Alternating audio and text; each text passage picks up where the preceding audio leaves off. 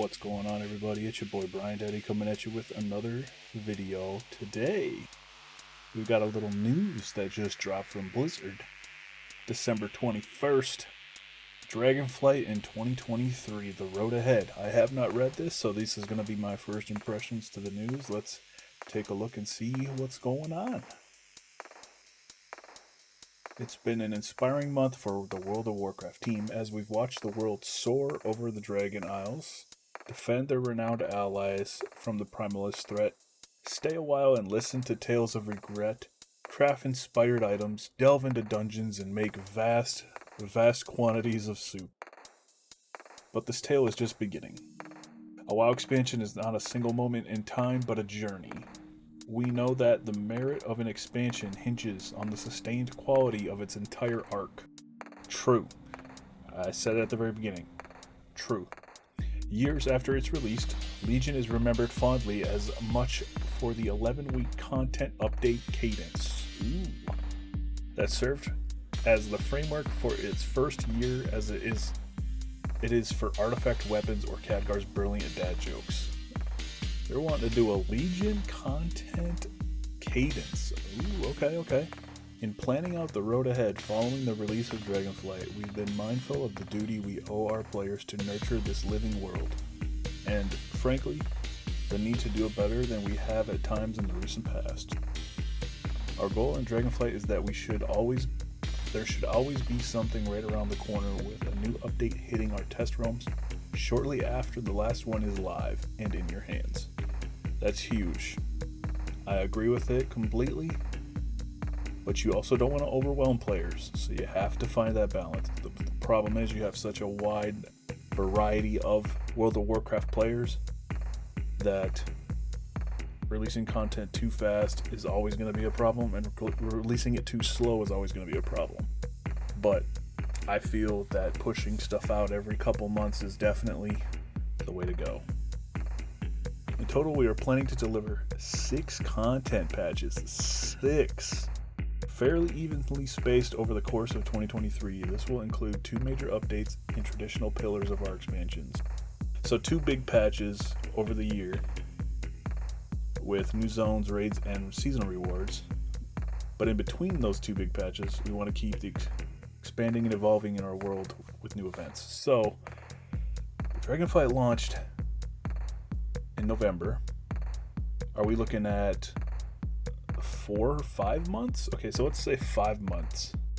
A major patch would come out. That'd be December, January, February, March, April. Like end of March, beginning of April would be like our first major patch. And then May, June, July, August, September. Okay. Alrighty, back to what I was saying. But in between those, we want to keep expecting and evolving our world with new events, updates to systems, and evergreen holidays. New dungeon experience, new narrative chapters, cinematics that can serve as epilogues or prologues to the major step in the adventure. And most importantly of all, more opportunities for us to respond to feedback and change or add elements based on what we're hearing by the players. It is important to listen to your players, I agree 100%. We recently announced in the 10.0 content, 10.0.5 content, which should go live early next year, bringing the trading post system, which allows players of all playstyles to earn a wide range of fun cosmetics, as well as finally allowing poor quality and common quality items to be acquired as transmogs. Some people want that. That's awesome, cool. That's fine.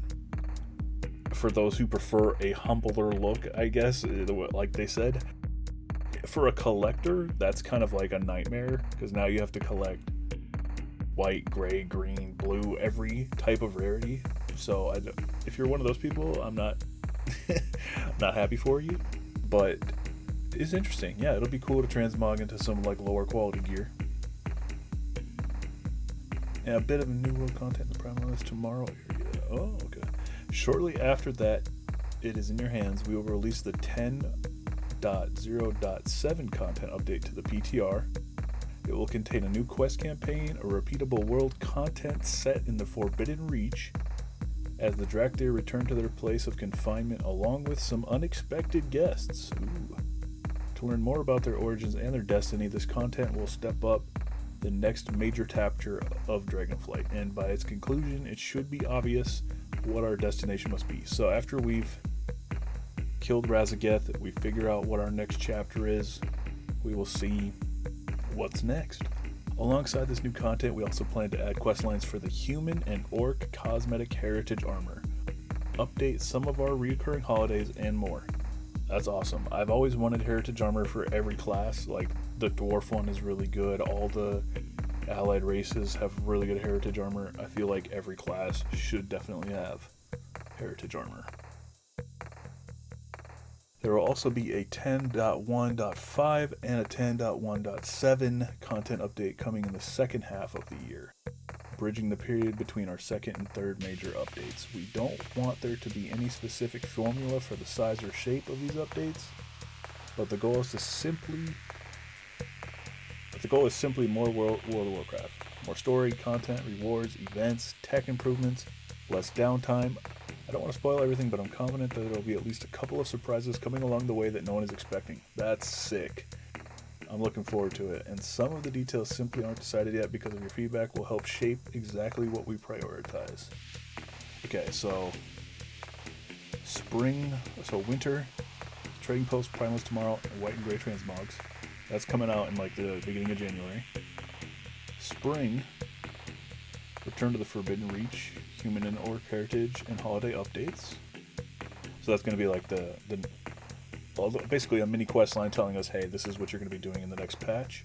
And in the new patch, we've got a new zone, new raid, new PvP, and Mythic Plus dungeons, profession updates, and UI improvements. That's huge. That's a lot of big updates there.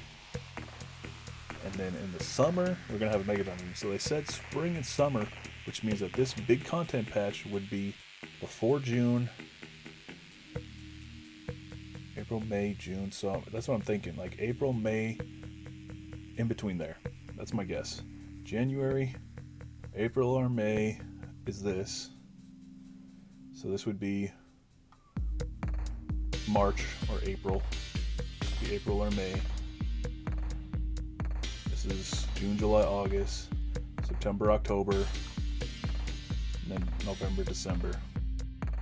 I don't think they want to release a raid again around December because they know that doing a race to world first during the Christmas time is not what they want. So they're really hoping that this race ends here in the next 4 days, because that's the whole reason why they switched it up and did normal, heroic, and mythic on the same week. They're trying to help the race to world first players basically not have to raid during the holidays. So ideally they're going to want this 10.2 patch to come before December or early December.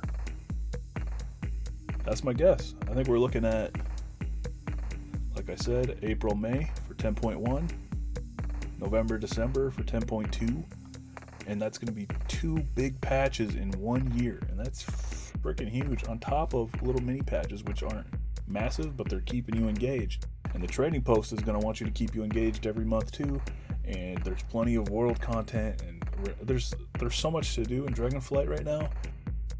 It's awesome, and I'm really excited about it, and I'm like excited to keep leveling alts and just having a good time. I'm looking forward to it.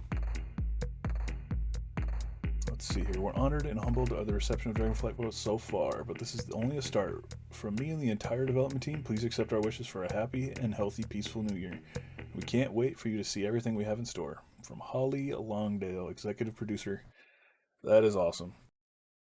I think this is going to be a great step for World of Warcraft. I'm looking forward to it, and I hope you guys are all excited about it as well. Alrighty, y'all have a wonderful day. I will catch you in the next video. Peace.